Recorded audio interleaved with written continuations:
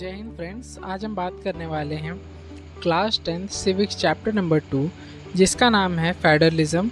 तो फेडरलिज्म की इम्पोर्टेंस क्या क्या है और इंडिया एक फेडरल कंट्री क्यों है, इसी के बारे में इस वीडियो में हम समझेंगे। So let's study together.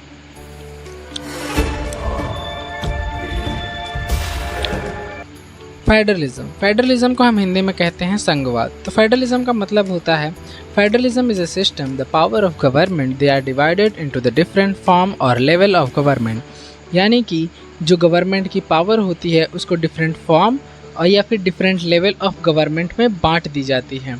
हमारी कॉन्स्टिट्यूशन के प्रोविज़न के अकॉर्डिंग जो पावर है वो मेनली दो पार्ट में बांटा जाता है। वो है पहला आता है हमारा सेंट्रल, दूसरा आता है हमारा स्टेट। पावर शेयरिंग वाले चैप्टर में आपने से पढ़ा होगा। मेनली पावर शेयरिंग इन्हीं दो टाइप से ही होता है। सेंट्रल गवर्नमेंट जो होती है ये पूरी कंट्री को देखती है और स्टेट गवर्नमेंट जो होती है ये पूरे स्टेट को देखती है। ठीक है, तो दोनों गवर्नमेंट के अपने अपने जो वर्क हैं वो स्पेसिफाई हैं। ठीक, नेक्स्ट जो हमारा आता है कि एक और फॉर्म ऑफ गवर्नमेंट के बारे में आपने सुना होगा, वो है हमारी लोकल गवर्नमेंट। तो देखिए, लोकल गवर्नमेंट जो है इसलिए बनाई गई है क्योंकि अगर मान लीजिए कि हमारे इंडिया के अंदर या फिर कहीं पे भी हमारे इंडिया के अंदर यूपी स्टेट के प्रयागराज ज़िले में एक कोई आदमी रहता है, उसे कोई छोटी सी प्रॉब्लम होती है या फिर कोई भी प्रॉब्लम है उसे, तो वो किससे कहने जाएगा? डायरेक्ट सेंट्रल लेवल पे कहने जाएगा या फिर स्टेट लेवल पर कहने जाएगा। तो उसके लिए एक पर्टिकुलर गवर्नमेंट होनी चाहिए ना, ताकि हर इंसान की जो प्रॉब्लम है उसे सुनी जा सके। इसीलिए लोकल गवर्नमेंट बनाई गई है ताकि किसी भी व्यक्ति को कोई भी तकलीफ़ या परेशानी हो तो उसका सॉल्यूशन वहीं पर हो सके। ठीक, नेक्स्ट हमारा आता है कि गवर्नमेंट के कितने टाइप है। 3 टाइप की गवर्नमेंट हैं, सेंट्रल, स्टेट और लोकल।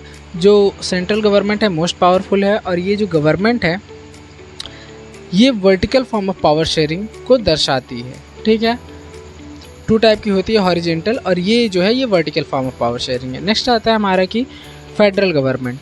देखो, फेडरल गवर्नमेंट वो गवर्नमेंट होती हैं जिसके अंदर दोनों ही गवर्नमेंट की जो पावर है वो अपनी अपनी पावर्स होती है। मतलब कि both level of government they have our own powers. इसका बेस्ट एग्जांपल है इंडिया और America.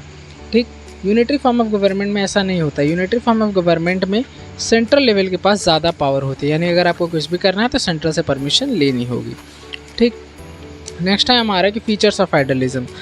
There are 2 or more level of government. इसमें 2 या 2 से ज़्यादा लेवल ऑफ गवर्नमेंट्स होती हैं। Different level of government govern the same citizen but each level have its own jurisdiction. यानी कि डिफरेंट लेवल ऑफ गवर्नमेंट जो हैं वो काम करती हैं, लेकिन हर एक गवर्नमेंट का एक अपना ओन ज्यूरिडिक्शन है। नेक्स्ट आता है हमारा कि the jurisdiction of respective level of government they are specified in the constitution. हर लेवल के व्यक्ति का जो ज्यूरिडिक्शन है वो कॉन्स्टिट्यूशन में स्पेसिफाइड है। ठीक, नेक्स्ट पॉइंट आता है हमारा the provision in the constitution can not be change by one level of government such as required the consist of both level of governments. ठीक, यानी कि बिना किसी एक गवर्नमेंट के परमिशन के आप कॉन्स्टिट्यूशन में चेंजेस नहीं कर सकते हैं। नेक्स्ट पॉइंट है हमारा the judiciary act as the umpire अगर दोनों में डिस्प्यूट हो जाता है तो। नेक्स्ट पॉइंट है हमारा टाइप ऑफ फेडरेशन। ठीक, coming together federation and holding together federation. देखो, कमिंग टुगेदर फेडरेशन का मतलब होता है many independent state coming together and form a bigger unit. जैसे कि यूएसए, स्विट्ज़रलैंड। इसके अंदर क्या होता है कि बहुत सारी जो स्टेट्स होते हैं, बहुत सारे जो राज्य होते हैं, राष्ट्र होते हैं, वो आते हैं और उस एक दूसरे से मिलकर एक बड़ा नेशन बना देते हैं। और होल्डिंग टुगेदर फेडरेशन में क्या होता है कि एक कंट्री ही होती है और वो अपनी पावर जो है वो स्टेट्स में बांट देती है, जिसका बेस्ट एग्जांपल है इंडिया। इंडिया एक कंट्री था और इंडिया ने जो स्टेट्स थे उसे डिवाइड किए। इंडिया स्टेट से मिलकर नहीं बना हुआ है। ठीक है, नेक्स्ट पॉइंट जो इसके बाद हमारा आता है वो है कि कॉन्स्टिट्यूशन ऑफ इंडिया के अकॉर्डिंग ये जो सारी लिस्ट हैं, there are 3 list giving in the our constitution. सबसे पहले आता है यूनियन लिस्ट। इसके अंदर जैसे जितने भी फॉरेन सर्विसेज हैं या फिर जितने भी सेंट्रल लेवल के वर्क हैं वो किसके अंदर आते हैं? सेंट्रल लिस्ट के अंदर आते हैं। स्टेट लिस्ट के अंदर एग्रीकल्चर हो गया, हमारा ट्रेड हो गया, और जितने भी सारी इस लिस्ट में वर्क दिए गए हैं वो किस में आते हैं? हमारा स्टेट लिस्ट के अंदर आते हैं। तीसरा आता है हमारा कॉन्करेंट लिस्ट। देखो, कॉन्करेंट लिस्ट में एक चीज़ ध्यान रखना, इसमें दोनों ही लेवल ऑफ गवर्नमेंट का मतलब कि हाथ होता है, यानी कि दोनों ही लेवल ऑफ गवर्नमेंट इसमें वर्क करती हैं। और एक जो कुछ चीज़ें जैसे बच जाते हैं जैसे स्पेस एंड टेक्नोलॉजी, तो इसमें सेंट्रल लेवल का पावर होगा, मतलब जो चीज़ें बच रही हैं। नेक्स्ट पॉइंट आता है हमारा some states has special power, यानी कि कुछ राज्य ऐसे हैं जिनके पास अपने स्पेशल पावर्स हैं, जैसे कि नागालैंड, त्रिपुरा, मिज़ोरम और इधर जम्मू एंड कश्मीर था पहले, बट अब इनके स्टेट्स में नहीं है। तो ये जो स्टेट्स हैं इनके पास स्पेशल पावर्स थी, यानी कि सेंट्रल से भी ज़्यादा पावर, ताकि वो अपने जो कल्चर और ट्रेडिशन है उसे सिक्योर कर सकें फ्यूचर के लिए। ठीक है, नेक्स्ट पॉइंट जो है हमारा वो आता है कि approval for changing in constitution. अगर हमें संविधान के अंदर कोई भी बदलाव चाहिए तो उसके लिए approval of both houses of parliament, यानी कि 2/3 मेजॉरिटी हमें लोकसभा राज्यसभा से चाहिए, और जो approval of 14 state legislature of India, यानी कि 14 स्टेट ऑफ लेजिस्लेचर जो हैं उनका सहमति चाहिए, तब जाकर कहीं कॉन्स्टिट्यूशन के अंदर इससे को लेकर के कोई बदलाव आ सकता है या फिर लिया जा सकता है। ठीक है, और वो भी गलत हुआ तो सुप्रीम कोर्ट उसमें एक्ट करता है। नेक्स्ट पॉइंट है वो हमारा कि लिंग्विस्टिक स्टेट। देखिए, आज़ादी के टाइम पर हमारा स्टेट कुछ इस तरीके दिखता था हमारी इंडिया का, लेकिन फिर उसके बाद लैंग्वेज के बेसिस पर ये हमारे इंडिया का स्टेट बना। और कुछ समय बाद जो हमारे देश का मतलब आज के टाइम का जो मैप है वो कुछ इस तरीके से दिखता है, और आज के टाइम का जो मैप है ये लैंग्वेज के बेसिस पर बना हुआ है। ठीक, तो कहने का मतलब ये है कि आज के टाइम पे जो स्टेट्स हैं वो किसके बेसिस पर बने हुए हैं, लैंग्वेज के बेसिस पर। इंडिया के अंदर मेनली जो 2 ऑफिशियल लैंग्वेज है वो कौन सी हैं, हिंदी और इंग्लिश। ठीक है, और ये नेशनल लेवल लैंग्वेज नहीं है।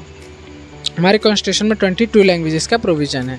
नेक्स्ट पॉइंट आता है हमारा decentralisation. Decentralisation is a process transferring the power from central to state level of government. ठीक है, इसके अंदर क्या होता है कि जो पावर है वो सेंट्रल और स्टेट गवर्नमेंट अपनी पावर किसे दे देती हैं, लोकल लेवल ऑफ गवर्नमेंट को, यानी कि जो लोकल गवर्नमेंट है उसे अपनी पावर शेयर कर देती है, ताकि हर व्यक्ति की जो परेशानी प्रॉब्लम है वो सॉल्व की जा सके। जैसे कुछ लोग गाँवों में रहते हैं, कुछ लोग शहरों में रहते हैं, तो वो सीधा जाके दिल्ली थोड़ी क्या बातों को कहेंगे, मतलब सेंट्रल लेवल पे थोड़ी कहेंगे।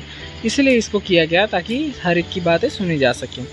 ठीक, नेक्स्ट आता है हमारा major step toward the 1992 for decentralisation, यानी कि जो पावर डिवाइड करना था उसके लिए कुछ मेजर स्टेप्स लिए गए थे। जैसे कि सीट रिज़र्व कर दी जाती हैं SC ST OBC के लिए, 1/3 सीट रिज़र्व कर दी जाते हैं वुमेन के लिए, वुमेंस के इलेक्शंस के लिए, और ये जो इलेक्शंस था इसे मैंडेटरी कर दिया जाता है, टाइम टू टाइम की इलेक्शन जो है वो समय से समय तक होता रहे, उसमें कोई आगे पीछे ना हो। इसके बाद आता है कि हमारा सफिशिएंट पावर जो है वो लोकल गवर्नमेंट को दे दी जाती है, ताकि वो अपने जो भी डेवलपमेंट का वर्क है उसे कर सके। ठीक, नेक्स्ट पॉइंट आता है हमारा कि टाइप ऑफ लोकल गवर्नमेंट, यानी कि लोकल गवर्नमेंट कितने टाइप किया, 2 टाइप किया। पहला है अर्बन लोकल गवर्नमेंट, दूसरा होता है रूरल लोकल गवर्नमेंट। ठीक, तो सबसे पहले हम समझेंगे कि urban local government. In cities municipal corporation. ठीक, सिटीज़ के अंदर जो म्यूनसिपल कॉरपोरेशन होता है उसे लीड करते हैं मेयर, और टाउन्स और छोटे छोटे शहरों के अंदर हमारा ये म्यूनसिपैलिटी चेयरमैन होता है। ठीक, मतलब कि इसके अंदर म्यूनसिपैलिटी इसे कहा जाता है और इसको लीड करते हैं म्यूनसिपैलिटी चेयरमैन। ठीक, नेक्स्ट पॉइंट आता है हमारा कि रूरल लोकल गवर्नमेंट। तो रूरल लोकल गवर्नमेंट में क्या होता है, मतलब कि एक गांव में जब इलेक्शन होता है तो उसमें ग्राम पंचायत चुनी जाती है। ठीक है, उसे प्रधान लीड करते हैं। उसके बाद कई सारे गांव मिलकर, मतलब कि सरपंच प्रधान मिलकर एक पंचायत समिति बनाते हैं जिसे सरपंच लीड करते हैं। ठीक, और उसके बाद कई सारी पंचायत समिति मिलकर एक जिला परिषद बनाते हैं, जिसे कौन लीड करता है, चेयरमैन ऑफ जिला परिषद। ठीक, अब इसको एक हम क्यूब के तरीके से समझते हैं कि सबसे टॉप पर कौन होता है, जिला परिषद। उसको कौन हेड करता है, मतलब कि वो टॉप लेवल पर होती है। ठीक है, डिस्ट्रिक्ट लेवल पर। उसके बाद आती है पंचायत समिति, वो ब्लॉक लेवल पर, और उसके बाद लोकल लेवल पर कौन होती है, ये मतलब लोकल गवर्नमेंट। ठीक, उसके बाद इस चैप्टर का यहाँ पे एंड होता है। अगर आपको कोई डाउट हो तो मेरे इंस्टाग्राम अकाउंट पर आप मुझसे पूछ सकते हैं। मिलते हैं किसी नेक्स्ट वीडियो में किसी नेक्स्ट टॉपिक के साथ। तब तक के लिए जय हिंद, जय भारत।